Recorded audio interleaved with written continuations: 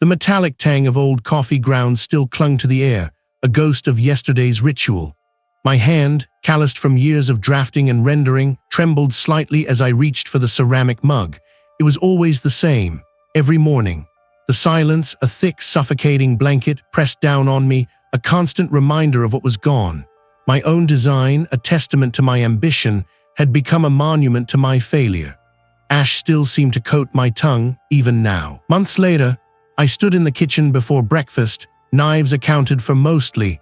The block of steel blades sat on the counter, each one gleaming with a cold, unforgiving precision.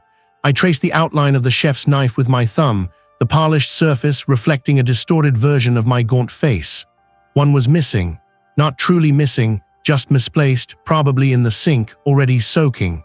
A small, insignificant detail, yet it snagged at the frayed edges of my composure. Everything felt like a detail now, every misplaced object, every forgotten word, a tiny pinprick in the vast, aching emptiness. I tried to focus on the steam rising from my fresh brew, on the gentle hum of the refrigerator, anything to anchor myself to the present. But my mind was a fractured landscape, perpetually returning to the inferno, the roar that had swallowed everything, the screams that had died too soon.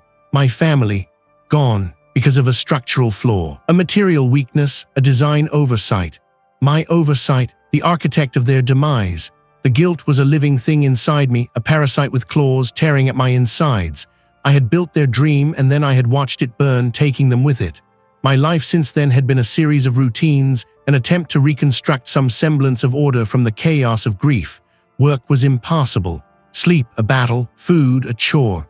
I existed, a shadow of the man I once was, trapped in a self-imposed purgatory. My colleagues had offered condolences, their faces a mixture of pity and discomfort. I'd seen the unspoken questions in their eyes, the accusations. How could he? I knew. I asked myself the same question every waking moment. Then the letter arrived. It came without fanfare, a thick, cream-colored envelope, nestled among bills and junk mail. The return address was a solicitor's office I'd never heard of, in a town I couldn't place on a map. My hands, usually steady when holding a blueprint, shook as I tore it open. The formal language swam before my eyes, then coalesced into a single startling declaration. An inheritance, an ancestral home. My great-aunt, a woman I hadn't known existed, had passed, leaving me everything. A dilapidated estate, the letter specified, in a remote, forgotten corner of the country. It was a place steeped in history, the solicitor's prose hinted. Property that had seen generations come and go, now awaiting its next custodian. Me. The irony was a bitter taste in my mouth. I, who had destroyed my own home, was now bequeathed another. A fresh start, the solicitor optimistically suggested, a chance to rebuild. The words mocked me. How could I rebuild when the foundations of my own soul were shattered? Despite the cynicism, a flicker, small and fragile, ignited within me. A dilapidated estate, far away. Maybe, just maybe, this was a chance. Not for happiness, not for solace, but for a different kind of pain, a new landscape for my grief to roam. Anything to escape the suffocating familiarity of my current existence. I called the solicitor, my voice raspy from disuse. The details were sparse, the urgency in the solicitor's tone palpable. The property needed me. Now. The drive was long, an endless ribbon of asphalt unspooling beneath my tires. The urban sprawl gave way to rolling hills, then dense forests, the sky overhead a bruised, heavy gray. My phone signal vanished miles back, leaving me in a pocket of profound isolation. I relied on the solicitor's hand-drawn map, a faded relic that seemed to predate modern cartography. The road narrowed, crumbling into a gravel track, overgrown with weeds that scraped against the undercarriage of my car. Tall, skeletal trees clawed at the sky on either side, their bare branches like skeletal fingers reaching, grasping. Then, through a break in the trees, I saw it, the house. It wasn't just old, it felt ancient, burdened by centuries of silent watch. The roof sagged in places, a few chimneys were broken, jagged teeth against the horizon. This wasn't just a dilapidated house, it was a sleeping giant, and my arrival felt like an unwelcome disturbance. What secrets did those empty windows hold? And why, after all this time, was I the one called to awaken them? Down on me, an oppressive weight that had become my constant companion. I swallowed, the coffee scalding my throat, a familiar burn that offered a fleeting anchor in the vast emptiness of my days. My life, meticulously ordered even in its devastation, was about to be uprooted. The ancestral home waiting for me was a blank slate, or so I hoped. The drive was a blur of highway asphalt and the monotonous hum of the engine. My truck, groaning under the weight of boxes filled with what little remained of my past, felt like a sarcophagus on wheels. Each mile that stretched between the city and the remote countryside was a deliberate severance, a cutting of ties to the place where everything had turned to ash. The house, distant and forgotten by the rest of my family, was a last resort, a place to bury myself and perhaps, finally, the grief that clung to me like a shroud. When I finally pulled onto the long, winding gravel path, the afternoon sun was already dipping towards the horizon, casting long, skeletal shadows from the ancient oaks that guarded the property. The house loomed, a hulking silhouette against the bruised sky, its gabled rooflines sharp and unforgiving. It was larger than I remembered from the faded photographs, grander and undeniably more imposing. A shiver, not entirely from the cooling air, traced a path down my spine. Unlocking the heavy oak front door was a struggle, the key stiff in the corroded lock. The mechanism groaned, a sound like an old man clearing his throat before finally yielding. A gust of stale, earthy air, thick with the scent of dust and forgotten things, billowed out, carrying with it a faint, sweet undertone I couldn't quite place. It wasn't unpleasant, but it was unsettling, like a perfume worn by a ghost. Inside, the silence was absolute, deeper and more profound than the one I'd left behind. It swallowed the crunch of my boots on the wooden floors, the clink of my keys. I unpacked boxes, each item a relic I handled with a strange detachment. Books, old drafting tools, a few worn clothes, a minimalist existence by design. The house was vast, a labyrinth of empty rooms, each echoing with its own particular brand of quiet. My hands, more accustomed to the precise lines of a blueprint, ached from the unaccustomed work, but the exhaustion was a welcome distraction. It was a kind of penance, I thought, a way to occupy the mind that still, inevitably, drifted back to the crackle and roar of another fire. One afternoon I was in the kitchen, a bright, airy space despite its age, filled with the scent of lemon polish and disinfectant. I had spent hours scrubbing the greasy film from the ancient stove, polishing the tarnished brass handles of the cupboards. The afternoon light streamed through the tall window, illuminating motes of dust dancing in the air, making the room feel almost cheerful. I was determined to make this space functional, a place of normalcy. I organized the few pots and pans I owned, arranged my meager collection of cutlery in a drawer. Everything had its place. Later that evening, the house settled around me as the light faded. I had managed to get the electricity working, but the old wiring hummed with an almost audible strain. I was reading, or trying to, a book on local history I'd found in one of the dusty shelves. The words blurred on the page. It was just an old house, I told myself, a trick of the light. Then I heard it. A faint scraping sound like something being dragged across a wooden floor coming from upstairs. I froze, my breath catching in my throat. The house was empty. I was alone. I listened, straining my ears. But the sound didn't repeat. Just the old house settling, I reasoned, the timbers groaning under their own weight. It was an old house. Houses make noises. I tried to focus on my book again, but the words were meaningless now. The next morning I was in the kitchen before breakfast, knives accounted for mostly. I was making coffee, the rich, earthy aroma filling the room, a small comfort. I reached for the bread, and that's when I noticed it. The small, wooden cutting board I had meticulously cleaned and placed flat against the backsplash the night before was now leaning precariously against the toaster, at an odd angle, as if someone had hastily propped it there. My heart gave a small, involuntary lurch. I remembered putting it away. I was meticulous about these things, especially now. Every object, every placement, was a deliberate act of control. I picked up the board, a dull ache starting behind my eyes. It wasn't a big deal. I must have been tired, I must have forgotten. The brain played tricks. Grief played tricks. I didn't. I looked around the kitchen, the sunlight still pouring in, making everything seem benign and ordinary. Was I truly alone in this house? The first few days were a blur of physical labor. The house was vast, a labyrinth of empty rooms, each echoing with its own particular brand of silence. A silence that wasn't empty, but pregnant with unseen things. A weight I could almost feel pressing down on my shoulders.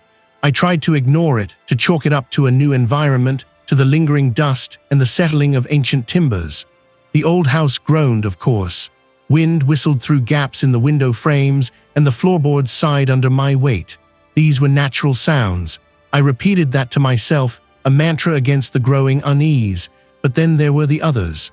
I'd shake my head, blink, and tell myself it was just my eyes playing tricks in the dim, unfamiliar light. My mind, still raw from grief, was simply overactive, manufacturing phantoms where none existed. That was the logical explanation. One morning I found myself in the kitchen before breakfast, knives accounted for mostly. I shivered, rubbing my arms. The scent of damp earth and something vaguely metallic hung in the air, a smell I couldn't quite place but found deeply unsettling. I moved to the counter, reaching for the old, chipped mug I'd found in a box. My eyes scanned the wooden knife block, all slots filled. I remembered putting them away the night before, carefully, methodically.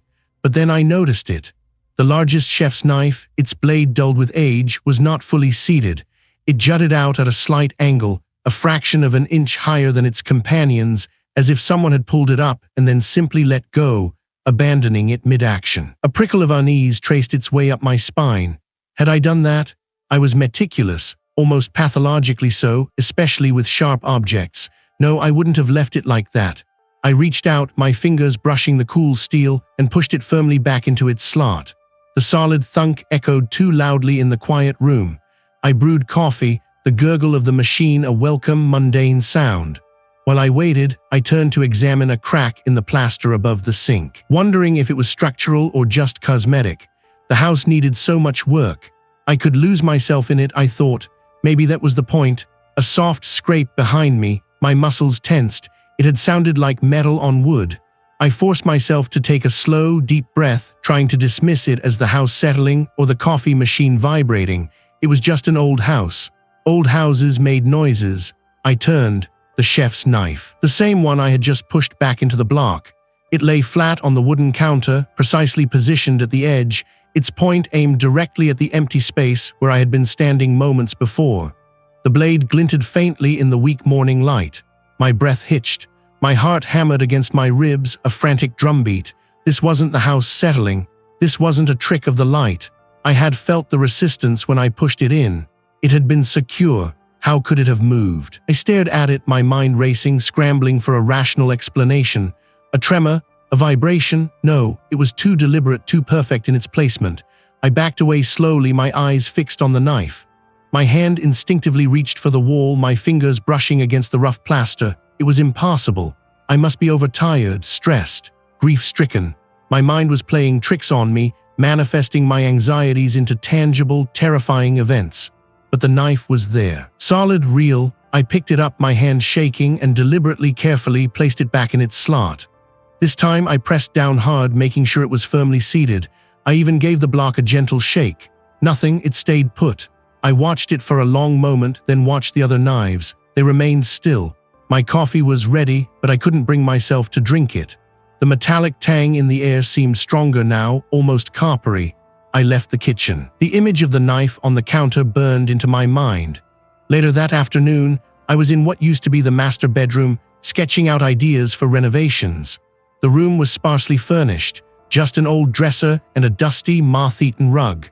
The window overlooked a neglected garden, where skeletal rose bushes clawed at the air. I was trying to focus on a new design, something to distract me, to anchor me to the present. I worked on a large drafting table I'd salvaged from the basement, my pencils scratching against the heavy paper. The house was quiet again, too quiet. A faint sound, like dry paper rustling, drew my attention. It came from the dresser. I paused, my pencil hovering over the blueprint. I dismissed it. My imagination. I continued drawing. Then a distinct thump, not loud but definite. It came from inside the top drawer of the dresser. My hand froze. I looked at the dresser. The drawers had been empty when I arrived. I hadn't put anything in them. I walked towards it, my steps hesitant. My heart thumped a nervous rhythm against my ribs. I reached out, my fingers trembling slightly as they closed around the brass pull of the top drawer. I hesitated for a moment, my breath catching in my throat. What could be in there? A rat? A large insect? I pulled the drawer open with a sharp tug. Inside, nestled on the dusty, velvet-lined bottom, was a single sheet of paper. It was a child's drawing, crudely rendered in crayon. The paper was old, brittle, and slightly yellowed. It depicted a house, unmistakably this house, with its gabled roof and tall, narrow windows. But the drawing was unsettling, something else. And in the center of the drawing, towering over the house, was a stick figure. A tall, gaunt figure, its head a simple circle with two black dots for eyes, its body a single, elongated line. Its arms were stretched out wide, encompassing the house, and in its stick figure hand, it held a tiny, burning ember. I stared at it, my blood turning to ice. My own family's house had burned. This drawing, it felt like a sick mockery, a cruel taunt. I hadn't found this in any of the boxes from my old life. This was from here, this house, this family. Where had it come from, and why was it now in this drawer waiting for me? I knew I hadn't put it there. My hands were shaking so violently, I almost dropped the drawing. Was I losing my mind? Was the grief finally fracturing my perception of reality? Or was this house truly alive with something that wanted me to remember, to suffer? The first glimmer of dawn, weak and uncertain, bled through the kitchen window. I stood there, a mug of instant coffee steaming in my hand, the aroma doing little to cut through the musty chill that permeated the house even after I'd managed to coax some warmth from the ancient furnace. It was kitchen before breakfast, knives accounted for mostly. I'd done it almost subconsciously, a nervous habit forming already. My gaze drifted over the knife block, counting the slots, then the blades. All there, save for a small paring knife I'd used the previous night to cut an apple and hadn't yet returned. A flicker of something, unease perhaps, but I pushed it down. It was just an old house settling. The silence of the mornings here wasn't peaceful. It was a heavy blanket, muffling every sound, amplifying the ones I did hear. Each sound was a question, an unresolved chord. My architect's mind, accustomed to precision and order, chafed against the ambiguity. I spent the next few days in a different kind of unpacking, not of boxes, but of the house itself. I retrieved my old sketch pads and a laser measuring tool from a crate, their familiar weight a comfort. This was my language, my way of understanding the world. I started with the ground floor, meticulously mapping out each room, noting the discrepancies between the faded, hand-drawn blueprints I'd found tucked away in a dusty desk drawer and the current structure. The original plans, dated 1888, showed a symmetrical elegance, a logical flow. But what I was finding was a patchwork. The living room, for instance, had a fireplace that seemed disproportionately large for the chimney flue. The mortar between the bricks was uneven, patched in places with newer, lighter material. I tapped along the wall adjacent to it. A dull thud, not solid. I pressed harder, my fingers exploring the texture of the plaster. A faint line, almost invisible, ran vertically down the wall, just shy of the hearth. It was too straight to be a crack. A seam, my heart gave a single hard thump against my ribs. I spent hours in that living room, my architectural eye dissecting every detail. The baseboards didn't quite meet the wall in one corner. The ceiling plaster showed subtle variations in texture. I measured, I sketched, I felt. A peculiar, earthy smell, like damp soil and old leaves, began to assert itself, subtle at first, then growing more distinct. It wasn't unpleasant, not exactly, but it was out of place in a room that had been closed off for decades. The scent here was stronger, almost cloying. I found another anomaly, a section of the wall behind a tall, empty bookshelf. The wood paneling was a slightly different shade, the grain not quite matching the surrounding panels. I ran my hand over it. It was flush, perfectly integrated, but my fingers detected a subtle ripple, a faint vibration under the wood. I pressed my ear against it. Just the faint murmur of my own blood. I tried to rationalize it. An old house, additions, repairs, renovations, it was common. But the sheer number of these inconsistencies, the way they seemed to cluster, formed a pattern that felt deliberate, not accidental. It was as if the house had been changed to hide something, rather than to improve it. That evening, I returned to the living room, armed with a small flashlight and a painter's scraper. The line I'd found earlier felt more prominent under the beam of light. I gently inserted the scraper into the faint seam. The plaster resisted, then gave way with a soft, crumbling sigh. Dust, thick and ancient, puffed out, carrying with it that damp, earthy smell, now tinged with something else, something metallic and faintly sweet, like old blood. My breath hitched. I worked slowly, meticulously, peeling back the plaster in strips. What I uncovered was a narrow, vertical panel, perfectly fitted into the wall. It was a door, or at least the suggestion of one. No handle, no visible hinges, just a seamless piece of wood. My fingers traced its edges, feeling the faint, almost imperceptible gap where it met the surrounding wall. My heart beat a frantic rhythm. I shone the flashlight into the crack.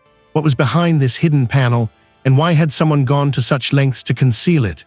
It was the kitchen before breakfast, knives accounted for mostly. My gaze drifted to the knife block on the counter.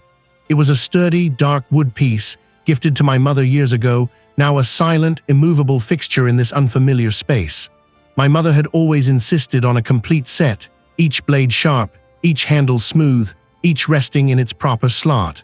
It was a small, domestic ritual, a quiet assurance of order amidst the chaos of daily life. I found myself performing a similar check often these days, a new, nervous habit. My eyes traced the familiar outlines of the chef's knife, the bread knife, the paring knife. All present, all accounted for, mostly. The steak knives, a set of 6 with serrated edges, usually sat in a small wooden tray beside the block. Only 5 were there. I told myself it was nothing. I must have used it last night, left it in the sink, or perhaps it had fallen behind the counter.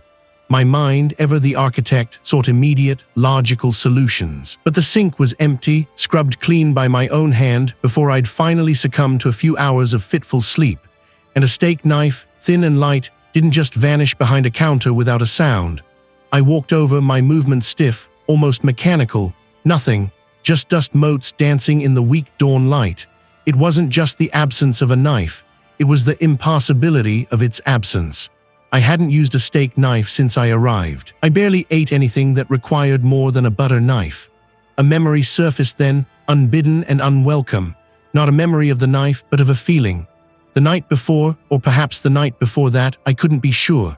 A profound, suffocating sorrow had descended on me, heavier than any I'd felt since the fire. It wasn't just my grief.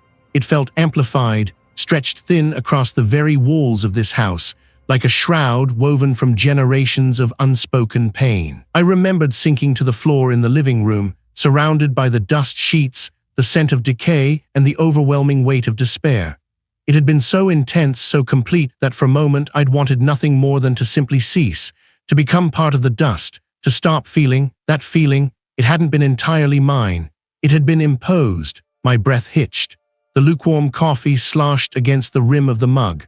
I could feel the hairs on my arms stand on end. A phantom breeze caressing my skin. This house, it hadn't just contained grief. It had fed on it. A sudden, horrifying clarity washed over me. The old records I'd found, detailing the misfortunes of the previous inhabitants, the great-aunt who'd withered away in a self-imposed isolation after losing her child, the uncle driven to ruin by a series of inexplicable financial disasters, each one leaving him more broken, more desolate. Their stories weren't just tragedies. They were a progression, a slow, methodical draining. Each loss, each failure, each surge of despair. It had been a meal, and now me, drowning in guilt, consumed by a sorrow that felt like a physical weight in my chest. I had walked straight into its maw, my family gone in a blaze of my own making, the architect of their final home, now the inheritor of this one. The irony was a bitter taste in my mouth, worse than the instant coffee. This house wasn't just a repository of grief, it was an active predator, a silent, unseen entity that gorged itself on the very essence of human despair. It didn't want to kill me quickly. It wanted me to suffer, the missing knife. It wasn't a threat of violence against me, not in the way I'd initially feared. It was a sign, a taunt, a subtle shift in the carefully maintained order of my world, designed to sow unease, to chip away at my fragile composure, to feed the gnawing anxiety that was already a constant companion. It was proof that something was here, moving, observing, influencing, something that understood the intricate mechanics of human sorrow. It was watching me, I knew it. What did it want from me? What kind of architect designs a trap for his own soul? And what other small, mundane objects had been subtly shifted, just out of place, waiting for me to notice, waiting for me to descend further into the despair it so craved? It was the kind of morning that offered no comfort, only a weak imitation of reassurance. My fingers traced the chipped rim of the mug, the ceramic cool beneath the heat of the coffee, a small, tangible anchor in a world that felt increasingly untethered. The previous night had been a blurred tableau of shadows and whispers, a relentless assault on my senses that left me hollowed out, but also, strangely, resolute. I was done, I would pack a bag, grab my keys, and simply leave. My gaze drifted across the countertop, a familiar ritual of inventory. The block of kitchen knives sat against the wall, a neat row of stainless steel blades. I counted them as I had done every morning since the incident with the carving knife. 1, 2, 3, all present, all accounted for, mostly. The largest, the chef's knife, still felt a little off-kilter in its slot, as if it had been recently replaced, not quite settled. I pushed it firmly into place, the dull thud echoing in the quiet room. A small, irrational shiver traced its way down my spine. I finished the bitter coffee in 3 quick gulps, the caffeine a jolt to my system, a poor substitute for true rest. My plan was simple: get out. I would drive to the nearest town, find a hotel, and figure things out from there. The house could rot for all I cared. A surge of determined energy propelled me from the kitchen. My footsteps, usually heavy with fatigue, now felt purposeful as I moved through the narrow hallway towards the front door. The floorboards groaned beneath my weight, a familiar symphony of age, but today each creak sounded less like a complaint and more like a warning. I pulled my jacket tighter. It was a formidable barrier, heavy and imposing, but it had always yielded to my hand. I reached for the brass doorknob, my fingers brushing against the cold metal. It was locked. That was odd. I never locked the front door, not since I'd moved in. There was no need, the house was isolated and the ancient lock had a tendency to stick. I tried to turn the knob, but it refused to budge, rigid and unyielding. My brow furrowed. I pulled harder, twisting my wrist, putting my full weight into it. Nothing. The lock was set fast, as if fused with the doorframe itself.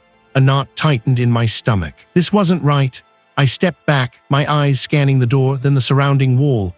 No signs of forced entry, no new bolts, just the familiar, weathered wood. I moved to the nearest window, hoping for a simpler exit. The sash was painted shut, as always, but I'd managed to force it open before. I braced my hands against the frame and pushed, grunting with effort. The wood groaned, but the window remained stubbornly closed, sealed as if by an unseen hand. I moved faster, checking every window on the ground floor. Each one was the same, unyielding, unmovable. The feeling of being watched intensified, a heavy pressure against my skin like thick, humid air. I raced to the back door, a less ornate but equally sturdy entrance leading to the overgrown garden. This one, I knew, had a simple bolt lock, often left unlatched. My fingers fumbled with the cold metal, but it was jammed, truly jammed. No amount of pushing or rattling would dislodge it. I could hear a faint, almost imperceptible hum emanating from the wood itself, a low vibration that seemed to resonate in my teeth. My breath hitched. This was beyond coincidence. The house was fighting back. I stumbled through the pantry, past dusty shelves, towards the small utility door that led to the old coal cellar. It was rarely used, a rickety wooden door that latched with a simple hook. Even if it led into a dank, spider-webbed hole, it was an escape route. I yanked at the handle, but it resisted, a strange, elastic tension holding it fast. A thin, high-pitched whine, like wind through a keyhole, seeped from beneath the door, growing louder, more insistent. The wood felt strangely soft beneath my grip, almost spongy, then solidified, becoming as hard as stone. My chest tightened. I wasn't just trapped, I was held. The house was a cage, and I was the prisoner. I backed away from the cellar door, my eyes darting around the dim pantry. The air grew thick, pressing in on me, making each breath a struggle. A faint, cloying scent, like damp earth and something sweet and sickly, began to fill my nostrils. It was the same smell that sometimes clung to the walls in the dead of night, the smell of something ancient and hungry. The weak dawn light still seeped through the window, but it felt like a cruel trick, a promise of freedom that would never materialize. My hands trembled. My knees felt weak. It was the kind of morning that offered no comfort, only a weak imitation of reassurance. I stood there, a mug of instant coffee steaming in my hand, the aroma doing little to cut through the musty chill that permeated the kitchen before breakfast. Knives accounted for mostly. My fingers, still stiff from the cold night, traced the rim of the mug. I remembered counting them last night, a strange, compulsive ritual I'd developed. A pathetic attempt to impose order on a world that had none. 7 slots, 7 knives. I had accounted for them mostly, but one still felt wrong. It wasn't missing, but its presence felt like a misplaced note in a familiar melody, too old, too ornate. I reached out, my fingers brushing the cool steel of its blade, then the smooth, almost greasy surface of the horn handle. A faint, almost imperceptible vibration seemed to hum beneath my touch, a resonance that echoed the dull ache in my chest. It wasn't a physical vibration, not really. It was something else, something internal, a thrumming in my own bones. I pulled the knife from its slot. It was heavier than it looked, perfectly balanced, with a razor-sharp edge that glinted even in the weak light. As I turned it, a faint, almost invisible symbol etched near the hilt caught the light. It was a spiral, not perfectly round, but elongated, almost like an opening maw. I'd seen it before, or something like it, in the carvings on the fireplace mantel, in a faint watermark on an old letter I'd found in the study. A shiver traced its way down my spine. My eyes drifted back to the knife block itself. It was old, certainly older than the other knives. I ran my thumb along its surface, feeling the subtle ridges and valleys. Then I noticed a faint seam, almost imperceptible, along the bottom edge, where the base met the main body of the block. It wasn't a natural join in the wood. It was too precise. My heart hammered against my ribs, a frantic bird trapped in a cage. My breath hitched. This was it, wasn't it? Another secret, another buried truth waiting to claw its way out. My hands trembled as I gripped the block, my fingers searching for a purchase. I pressed, I pulled, I twisted. Nothing. Then I remembered the knife, the strange symbol. I looked at the slot where the carving knife had rested. There was a tiny, almost invisible indentation at the very back of the slot, just large enough for the tip of my finger. I pressed it. With a soft, almost inaudible click, the base of the knife block slid forward a fraction of an inch, revealing a shallow cavity beneath. My breath caught in my throat. Inside, nestled on a bed of faded, velvet-like cloth, lay a small, leather-bound journal. My hands felt numb as I reached in and retrieved it. The script inside was an elegant, spidery hand, faded ink on yellowed parchment. It wasn't English, but a strange, archaic dialect, yet somehow I understood. It was a language of the house, of my blood. Each word seemed to resonate within me, bypassing my conscious mind and sinking directly into some deeper ancestral memory. The entries weren't dated chronologically, but rather seemed to be a collection of fragmented observations, prayers, and warnings. I skimmed through the initial pages, my eyes darting over phrases like the hunger, the gift of grief, and the bloodlines due. My vision blurred, my head swam. This wasn't just a house, it was a trap. Then I found it, an entry that stopped my breath entirely. The house wasn't just built on land, it was built on a foundation of guilt, a living sacrifice.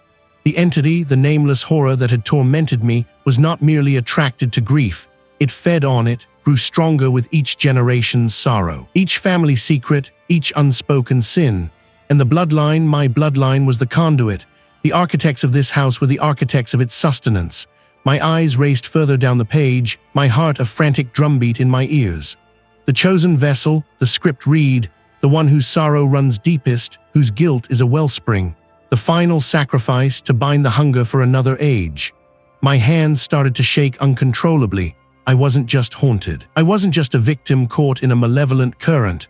I was the culmination. I was the final chosen sacrifice. My family hadn't just built this house, they had built my cage, and I was meant to be the meal. My breath came in ragged gasps. The walls of the kitchen seemed to close in, the air growing heavy, thick with an unseen presence. It had been waiting for me all along. My hands started to shake uncontrollably. The mug clattered against the counter, sending a spray of cold coffee across the worn wood. My family's dark legacy, the very grief that had consumed me since. My pulse hammered against my ribs, a frantic drum against bone. For weeks, I had allowed myself to be prey, a broken man waiting for the next horror. This wasn't just happening to me. This was happening because of me, because of us. And if that was true, if I was the culmination, then perhaps I also held the key to its unraveling. I was in the kitchen before breakfast, knives accounted for mostly, glinting dully in the weak morning light that filtered through the grimy window panes. The air hung thick and stale, smelling of damp earth and something else, something cloying and ancient, like dried blood on old velvet. It watched, I knew, it always watched. The house seemed to press in, the floorboards groaning faintly under my weight, the old timbers settling with a sound like a sigh. It was testing me, I felt. Daring me, I moved not with panic, but with a strange, deliberate focus. My mind, usually a chaotic whirlwind of guilt and sorrow, began to organize itself to build a strategy. I was an architect. I understood structures, foundations, the way elements combine to create something greater than their individual parts. This house, this entity, it was a structure too, built on grief, fueled by legacy. I needed to understand its blueprints. Where did you hide your secrets, old house? Where did my ancestors bury their shame? The logical place to start was the study, a room I'd mostly avoided. It was a mausoleum of forgotten lives, crammed with dusty tomes and papers. The air in there was even heavier, saturated with the scent of decaying paper and something metallic, like old pennies.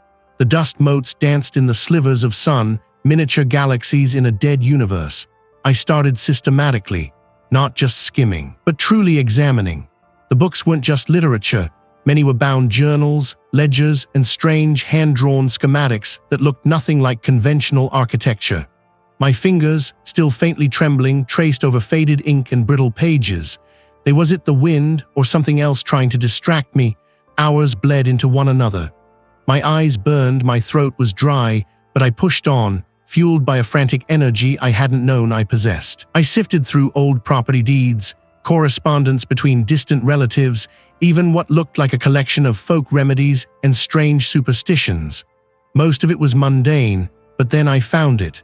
Tucked away in a false bottom of an antique writing desk, hidden beneath a stack of innocuous financial records, was a small, leather-bound diary. It was smaller than the others, almost delicate, and its cover was embossed with a symbol I didn't recognize, a stylized knot intertwined with what looked like a desiccated branch. My breath hitched. My fingers fumbled with the clasp. The diary belonged to a distant great-aunt, a woman whose name I vaguely recalled from a family tree. Her script was elegant, precise, but the content was anything but. She wrote of the burden. She wrote of the hunger. She detailed strange rituals, not for summoning, but for containment. She spoke of specific materials, specific orientations, and the absolute necessity of maintaining a veil of sorrow to keep it docile. Not to banish it, but to feed it just enough to keep it placid, tethered to the house. The grief wasn't just its food, it was its cage. And the house, my ancestral home, was not just a building. It was a meticulously crafted trap. My mind reeled. This wasn't some random haunting. This was a deliberate, generational act. My family hadn't been victims. They had been wardens, caretakers of something monstrous. And the house I designed, the one that burned, the one that took my family, had it been a misguided echo of this very design, a new cage built without the knowledge of what it was meant to contain? Had I, in my ignorance, replicated a prison and then accidentally opened its door? The implications were enormous, terrifying. The malevolent entity wasn't just in the house. It was of the house, intricately linked to its very structure, to the grief woven into its foundations. And the final entries in the diary spoke of a weakening veil, of the hunger growing insatiable. It described how the entity, if left unchecked, would seek to break its bonds, to find new anchors, new sources of profound sorrow. A new source, like a man drowning in guilt over the loss of his family, a man who then inherited the very place where the beast had been contained. I read the last entry again. The architecture is key. It must be woven into the fabric. The sorrow must be contained, redirected. Without it, the house will become its mouth. My family had not just inherited a house. They had inherited a duty, a terrible, desperate secret. And now that duty, that secret had fallen to me. But if the veil was weakening, if the hunger was insatiable, what exactly would happen when the house finally became its mouth? My great-aunt's words had burrowed deep, rattling around in the silent hollows of my skull. A duty, a terrible, desperate secret, a veil weakening, an insatiable hunger. I had spent the night dissecting every syllable, tracing the chilling implications. Sleep had been a distant, unwelcome thought, chased away by the frantic hammering of my own heart against my ribs. I found myself in the kitchen before breakfast, knives accounted for mostly. A faint, metallic tang hung in the air, or maybe it was just my imagination, a phantom echo of the past. The gurgle of the old kettle seemed unnaturally loud, a living thing in the vast quiet of the house. I counted the knives again, a nervous habit I hadn't realized I'd developed. The butcher knife, its blade dulled with age, sat in the block. The paring knife, small and sharp. The bread knife, serrated, all there. Except for the smallest one, the ceramic utility knife, which I could never quite remember where I'd last seen it. A minor inconvenience, I told myself, a misplaced item. I was stirring sugar into my coffee, the spoon clinking against the ceramic, when a sharp rap echoed from the front door. I froze, the spoon suspended midair. No one knew I was here, not really, not anymore. The sound came again, more insistent this time. My muscles tightened, a knot forming between my shoulder blades. I moved slowly, deliberately, setting the mug down. The warmth of the ceramic seeped into the countertop, leaving a faint ring. Every floorboard creaked a protest under my weight, each groan a betrayal of my presence. Through the frosted glass of the front door I saw a silhouette, not tall, not threatening, but still an unknown. My hand hovered over the doorknob, hesitating. What if it wasn't a person? What if it was it? But the shape was distinctly human, a hat, a coat. I took a deep breath, the stale air scratching at my throat, and opened the door a crack. A small, wiry man stood on the porch, his face lined with an inquisitive weariness. He clutched a worn leather satchel to his chest. "Mr. Raj?" he asked, his voice raspy, like dry leaves skittering across pavement. "My apologies for the intrusion. I'm a local archivist. I've been trying to reach your family for some time. Heard you'd returned. I study regional histories, particularly unique architectural lineages. Your ancestral home, it's quite remarkable." My initial relief that it wasn't the entity quickly curdled into a new kind of suspicion. "An archivist?" I repeated, my voice flat. "What about my family?" He shifted his weight, his eyes darting past me into the gloom of the foyer. "Well, there are gaps in the records, unusual patterns, and your family line specifically has always fascinated me. The disappearances, the sudden illnesses, the peculiar tragedies that seem to follow this property. Not just the fire, Mr. Raj. There were others. Before your time, of course, generations." My jaw tightened. This wasn't a casual visit. "What exactly do you want?" I demanded, pushing the door open wider, my determination hardening. This was a chance, perhaps, to pry open one of the secrets my great-aunt had hinted at. He stepped inside, uninvited, his gaze sweeping over the dusty entrance hall. "I've been compiling a chronology," the archivist continued, oblivious to my hostility or perhaps choosing to ignore it. "A sort of macabre family tree, if you will. The house, you see, it has a history of demands, not just grief, not just guilt. Those are merely the kindling. It requires a specific kind of offering, a bloodline. My bloodline, Mr. Raj." My breath hitched. Offerings. Someone intimately connected to them vanishes. Not a flight, not a death by natural causes. Just gone, and always it coincides with a period of intense local hardship. Crop failures, livestock blights, epidemics. The old families, they called it the quiet period. They believed your ancestors were appeasing something, maintaining a balance. He pulled a thick, leather-bound volume from his satchel, its pages yellowed and brittle. I found these cryptic entries, coded notes in a forgotten dialect. They speak of a threshold, a veil, and a stewardship. Your family's duty wasn't just to guard the entity, mister. It was to feed it, to provide it with what it needed, a controlled sacrifice, to prevent it from consuming everything indiscriminately. The hunger isn't just for emotion, it's for life. My great-aunt's words, the insatiable hunger, suddenly snapped into a terrifying focus. This wasn't some ethereal, emotional vampire. The stewardship has been neglected, and the entity, it's no longer content with what it was given. It's breaking free, and now it will take what it wants from whomever it wants, unless someone steps up to renew the covenant, to become the new steward. He paused, his gaze boring into me, or to become the next offering. The house groaned around us, a deep, resonant sound that seemed to come from its very foundations. He had revealed too much, peeled back too many layers of the terrible secret. But what exactly did the entity want from me, the last of my line? And what kind of offering would satisfy an insatiable hunger now that the veil was tearing apart? The house's shudder rippled through the floorboards, an ancient spine twisting in agony. The archivist's breath hitched, a thin, reedy sound, and he clutched the lapels of his worn jacket, his gaze fixed on the impenetrable shadows pooling beneath the grand staircase. He had spoken of a hunger, a deep-seated rot that fed on despair, and now, standing in the oppressive silence that followed the house's groan, I felt its cold tendrils reaching, not just for us, but for something far deeper, something within the very bedrock of this place. It knows I understand. I swallowed, the dryness in my throat like sandpaper. My heart beat a frantic rhythm against my ribs, not from fear alone, but from a sudden, fierce surge of resolve. Understanding wasn't enough. I had to act. I left the archivist in the foyer, his face pale and drawn, a silent sentinel to the escalating horror. The scent of damp earth and something else, something metallic and sickly sweet, clung to the air, making my stomach churn. I needed to prepare. My destination was the kitchen before breakfast, knives accounted for mostly. The sterile white tiles felt alien under my boots after the ancient wood of the hall. The morning light, still weak and gray, filtered through the window, painting the room in a dull, lifeless glow. The polished countertop reflected my haggard face, lines of sleepless nights etched deep around my eyes. I opened the cutlery drawer, the soft clink of steel a stark contrast to the house's earlier roar. My gaze swept over the neatly arranged knives, carving knives, paring knives, serrated edges glinting under the dim light. They were all there, a full set, save for one. The largest chef's knife, the one with the heavy, balanced handle, was missing. I hadn't used it. No one else was here.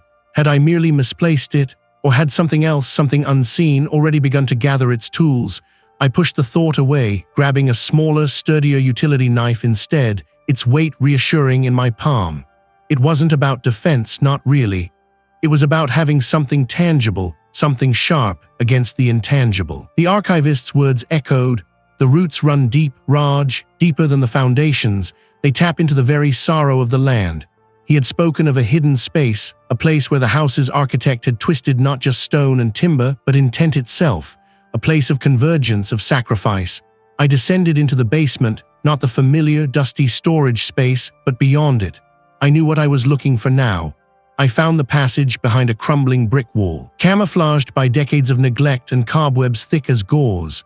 The air that seeped from the newly exposed opening was frigid, carrying the distinct tang of stagnant water and something else, something vaguely organic, like decaying flowers. I squeezed through the narrow gap, my shoulders scraping against rough mortar, my breath catching in my chest. The passage sloped downwards, the ground becoming soft and yielding beneath my feet, like damp earth. The walls were no longer brick, but rough-hewn stone, slick with condensation. Each step I took seemed to amplify a low, resonant hum that vibrated through the soles of my boots, a sound that felt less like a structural vibration and more like a living thing's pulse. The descent steepened, becoming a winding tunnel that twisted deeper into the earth. The air grew heavy, thick with an unseen pressure that made my ears pop.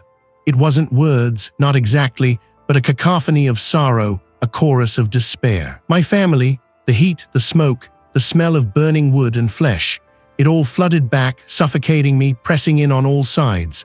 The tunnel opened abruptly into a vast, cavernous space. My flashlight beam cut through the gloom, revealing an enormous chamber, far larger than anything that should exist beneath an old house. The walls were carved from the living rock, smooth and black, glistening wetly. And then I saw it, not with my eyes, but with a horrifying clarity that resonated in my very soul. A low, guttural growl rumbled through the chamber, vibrating the very ground beneath my feet. This was it, the heart of the house, the source, the architect of my torment. What was it waiting for? The pre-dawn chill in the kitchen before breakfast, knives accounted for mostly, was a familiar bite against my skin. I stood at the counter, hands flat against the cold granite, watching the first gray light bleed through the window. Every knife in the block stood in its slot, a silent, gleaming row, all but one. The largest chef's knife, the one with the heavy bolster, was slightly askew, angled away from its brethren. A tremor, barely perceptible, traced its way up my arm from the granite. It was no longer a dull, crushing weight, but a sharp, focused point of resolve. I had spent countless hours in this house, designing mental escape routes, structural reinforcements, theoretical solutions to impossible problems. Now the impossible was breathing down my neck, and I understood its breath. The house was not just a structure, it was a blueprint of sorrow, a carefully constructed cage that had become a conduit. And I, its latest architect, its latest prisoner, would either dismantle it or be consumed by it. I moved, not with haste, but with a deliberate, almost ritualistic slowness. This space, like every other in the house, was a network of lines and planes, a geometric language I inherently understood. The entity fed on the cracks, the imperfections, the unresolved spaces. It thrived in the chaos of a design left unfinished, a life left unlived. It carried the ghost of a child's laugh, then a woman's sigh. My gut twisted, but I forced myself to breathe, a slow, measured intake of the cold air. These were echoes, projections, meant to shatter my resolve, to plunge me back into the mire of guilt. I would not let them. My family's voices, twisted and distorted by this thing, would not be my undoing. They would be my fuel. My steps carried me out of the kitchen, through the dining room, and into the central hall. The air grew heavier here, thick with a scent like damp earth and old brass. My skin prickled. This was the house's heart, the nexus where all the grief converged, where the original architect, my ancestor, perhaps made his gravest error. I remembered the old blueprints, the subtle misalignments, the strange, off-kilter proportions in the central stairwell that I had always attributed to a lapse in skill or a stylistic choice. Now I saw them as deliberate, yet flawed attempts to contain something, a cage with a broken lock. This house, I realized, wasn't just old, it was incomplete. My own house, the one I had designed for my family, had been clean, precise, orderly. Yet it had burned. The entity hadn't needed structural flaws there. It had merely needed my grief, my guilt, my love for a family I couldn't save. It had exploited the human element, not the architectural one. Here it was different. Here the house was part of it. I began to move around the central hall, not aimlessly, but with purpose. My mind raced, mapping invisible lines, tracing the flow of unseen energy. The entity was a parasitic growth, feeding on the negative space, the lack of design resolution. If I could impose order, if I could complete the original, flawed intent, perhaps I could sever its hold. My gaze settled on the large, ornate fireplace dominating one wall. This was it, the center point, the anchor. The entity was here, watching, waiting, on the guilt. A low, guttural growl vibrated through the floorboards, through my very bones. The scent of damp earth intensified, laced now with something acrid, metallic. I could feel its anger, its ancient hunger. It did not like to be understood. I took a deep breath, steeling myself. My hands rose not to defend, but to create, to redesign. I had to force the house, its very structure, to reject this thing. But how do you fight a malevolent force with nothing but an architect's will and an understanding of space? I took a deep breath. My lungs burned. The air, thick with the smell of wet earth and something metallic, clung to the back of my throat. It was a challenge, a primal roar echoing not in my ears, but in the hollow space behind my ribs. No. I squeezed my eyes shut, digging my nails into my palms. No more. This place, this thing, had fed on me for too long. It had feasted on the ashes of my mistakes, gorged on the phantom screams of my family. Not anymore. The world buckled. A low thrum started in the floorboards, rising quickly to a violent tremor that shook my teeth loose in their sockets. Dust, fine and ancient, rained down from the ceiling, gritty against my skin, coating my tongue. I choked, stumbled back, my spine hitting the cold, damp wall. The fire, the design flaw, my stomach clenched while rising. My legs gave out and I slid to the floor, coughing, gasping. It wanted me broken. It wanted me consumed. But something had shifted. I had faced the truth of my complicity, ugly reality of my grief countless times. This thing wasn't showing me anything new. It wasn't expecting acceptance. My carelessness. The room roared, not a growl this time, but a frustrated, furious shriek that ripped through the plaster, sending chunks of it raining down around me. A jagged fissure snaked up the wall beside me, widening with a sickening crack. Every day. My voice was stronger now, a desperate, hoarse declaration. You don't get to feed on it anymore. The entity thrashed. The very foundations of the house groaned, a tortured symphony of splintering wood and groaning metal. Glass in unseen windows shattered somewhere above, the tinkling cascade lost in the deeper rumble. The floor tilted, throwing me against the wall again. I curled into a ball, shielding my head, not from physical blows, but from the sheer, overwhelming psychic pressure. It was like being crushed by an invisible weight, 1,000 memories of despair pressing down on me. My ears rang, my vision blurred. I felt a sharp pain as a piece of falling debris grazed my temple, warm blood trickling down my cheek. I focused on the pain, on the real, tangible sensation, anything to anchor myself against the flood of despair. This wasn't the past.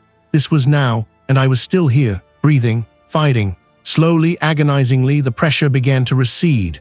The cacophony of the house subsided, replaced by the creaking sighs of settling timbers. The acrid, metallic smell faded, leaving only the damp earth. The entity was still here, I knew, but it had retreated. It had been denied its feast. I pushed myself up, my muscles screaming in protest.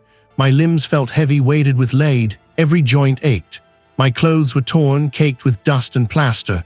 I touched my temple, the cut was shallow, but the blood had dried stiffly. The room around me was a wreck. The wall I had leaned against was scarred with a long, angry crack. A section of the ceiling had collapsed, exposing ancient laths and a tangle of defunct wiring. The air was thick with the smell of decay and disturbed earth. I stumbled out of the ruined room, my legs unsteady, navigating by instinct through the skeletal remains of what had once been a grand hallway. Moonlight, thin and watery, filtered through a gaping hole in the roof, illuminating a path through fallen joists and shattered porcelain. The house was wounded, grievously so. It felt like a living thing, bruised and broken, groaning under the weight of its own trauma. Each step was a challenge, a testament to the battle I had just fought. I didn't know where I was going, only that I needed to move to prove to myself that I could. The transition was jarring. From the chaotic destruction, I entered a space that, while still old and neglected, retained a semblance of order. The air here was cooler, cleaner, smelling faintly of stale coffee and forgotten spices. This was the kitchen before breakfast, knives accounted for mostly. I ran a hand over the rough-hewn wooden countertop, the texture a grounding sensation. My eyes scanned the familiar, if antiquated, layout, the large cast-iron stove, the chipped ceramic sink, the empty space where a refrigerator once stood. My gaze drifted to the knife block, nestled beside a stack of dusty cookbooks, or so I thought. I walked closer, compelled by a strange unease. The block seemed full, but as my eyes lingered, an odd sensation prickled the back of my neck. I counted them again slowly. 1, 2, 3, 4, 5, 6. There were 6 slots and 6 knives, but the chef's knife, the largest and most prominent, was not in its usual place. Instead, a smaller, duller carving knife occupied its slot, angled slightly differently. And the chef's knife itself, it was wedged into the slot for the paring knife, its hilt protruding awkwardly, almost as if it had been shoved in hastily. My breath hitched. I hadn't touched the knives since I arrived. I certainly hadn't rearranged them. My mind raced, trying to make sense of the displaced steel. Had I done it in some disoriented state? Had the entity in its thrashing somehow? No, that was absurd. Then I noticed it. A faint, almost invisible smear on the handle of the chef's knife. A rust-colored streak, barely visible in the dim light. It wasn't rust. It looked like a dried stain. My stomach twisted. Who had moved the knives? And why did the largest one, the one meant for serious work, bear that mark? The silence was the first thing. Not a true silence, but a vast, aching emptiness where the house's tormented screams had been. My ears rang, a high-pitched whine that seemed to emanate from my own exhausted skull. I pushed myself up from the splintered floorboards, my limbs heavy, protesting. The air, thick with dust and the metallic tang of something spent, scraped in my throat. Every muscle screamed, every joint groaned. But the thrashing had stopped. The house had settled, albeit with a new, permanent lean. I stumbled through the debris, past gaping holes in the walls where plaster had exploded outwards, past shattered furniture reduced to kindling. The morning light, a pale, sickly yellow, filtered through the gaping maw of what used to be a window, painting the destruction in muted, unforgiving tones. It felt like I had survived a war and the battlefield was my own home, my ancestral home. The counter was still intact, a small island of normalcy amidst the chaos. I ran my hand over the cool, smooth granite, a desperate anchor. My gaze drifted to the knife block. The carving knife, the bread knife, the paring knife, all there. The chef's knife, gleaming. But the small, serrated utility knife, the one I used for peeling fruit, was missing. It wasn't a large knife, barely 6 inches, but its absence felt like a small, sharp pinprick in the fragile balloon of my calm. A tiny, unsettling detail. I told myself it must have fallen during the tremors, kicked under a cabinet. My hands trembled as I reached for the coffee pot, the ceramic cool against my bruised fingers. I needed the ritual, the mundane act to ground me. The water gurgled, a reassuring sound. I watched it, mesmerized by the rising steam, trying to force my mind to focus on anything but the lingering phantom tremors in my bones, anything but the memory of that suffocating presence. The house was broken. Physically, it was a ruin. Emotionally, it felt hollowed out, like a drained carcass. But the entity, that malevolent hunger, it was gone. I felt its absence like a pressure lifted from my chest, a breath I hadn't realized I was holding for months. It was a fragile, terrifying peace. I spent the rest of the morning moving from room to room, assessing the damage. It was extensive. Structural integrity compromised, walls buckled, roof caved in places. It would take a fortune to repair, more than I possessed, more than the house was worth. And yet something held me here, not a threat, not a fear, but a strange, persistent pull. In the study, beneath a collapsed bookshelf, I saw it, a loose floorboard. It didn't look like the kind of damage caused by the entity's thrashing. This was deliberate, old. My curiosity, dulled by exhaustion, still pricked. I knelt, wincing as my knees protested, and pried at the board. It came up easily, revealing a shallow cavity. Inside, nestled in dust and cobwebs, was a small leather-bound journal. Its cover was worn smooth, the pages brittle with age. My family crest, a faded, intricate design, was embossed on the front. It wasn't a journal I recognized from my grandfather's collection. This was older, much older. I opened it carefully, the dry paper rustling. The first entry was dated 1888. The author was my great-great-grandfather, a man whose portrait hung in the main hall, his eyes intense, almost haunted. His words were a confession, a terrified chronicle. He spoke of the entity as a guardian, a keeper of the legacy, but one that demanded a terrible price. It wasn't just my guilt, my grief over the fire, that had awakened it. It was the collective despair, the inherited burden of generations that had nourished it. My ancestors hadn't fought it. Some of them, in their desperation, had fed it, hoping to appease it, to protect the rest of the family by offering up a portion of their own sorrow. They had designed the house not to keep it out, but to keep it in, to contain the source of the family's power and its cost. My hands shook as I read, the words blurring. A terrible, unwitting pact made by fearful men and women who thought they were protecting their loved ones. And I, Raj, the last in the line, had almost fallen victim to it, becoming another sacrifice. But I had fought back. I had broken the chain. Until now. I closed the journal, the leather cool against my palm. The truth settled over me, heavy but clear. The house wasn't just a place of torment. It was a monument to a terrible mistake, a prison built by my own bloodline. The entity was gone, but the scar remained, both on the house and on me. What would I do?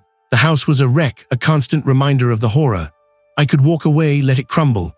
But that would be abandoning my ancestors' misguided burden, leaving it to fester, perhaps to be rediscovered by some other unsuspecting soul, or I could tear it down, erase it.